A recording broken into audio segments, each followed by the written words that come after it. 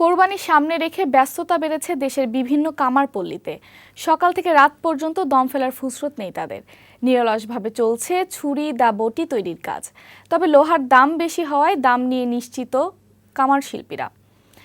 প্রতিনিধিদের পাঠানো প্রতিবেদন।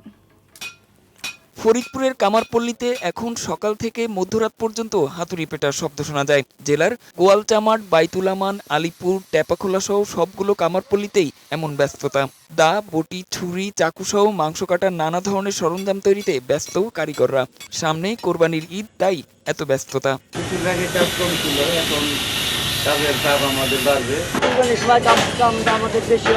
এ অঞ্চলের কামার শিল্পীদের অভিযোগ, তারা কখনোই সরকারি সহযোগিতা পান না। তবে এ ব্যাপারে আগামীতে সহযোগিতার আশ্বাস দিলেন বিসিক কর্মকর্তা।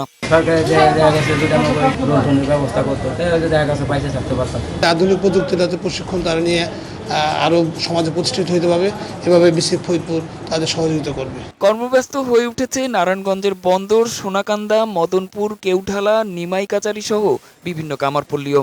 সারা বছর ধরে এ সময়টার অপেক্ষায় থাকেন তারা। কোরবানি এলে মনে হয় দেখা গেছে চাকু বানাই, চাপাটি বানাই, একটু কাজকর্ম বেশি হয়।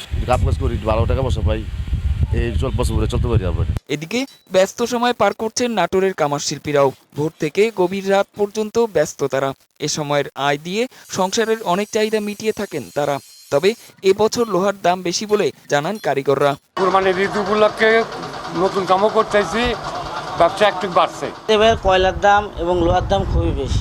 লাভ নাই, তবুও যেটুকু লাভ থাকে করা লাগবে। কোরবানির প্রস্তুতি হিসেবে অনেকেই নতুন দা, বটি, ছুরি, চাপাতি তৈরি করাচ্ছেন। অনেকেই আবার পুরনো দা, বটি ধার করাতে কামারপল্লীতে আসছেন।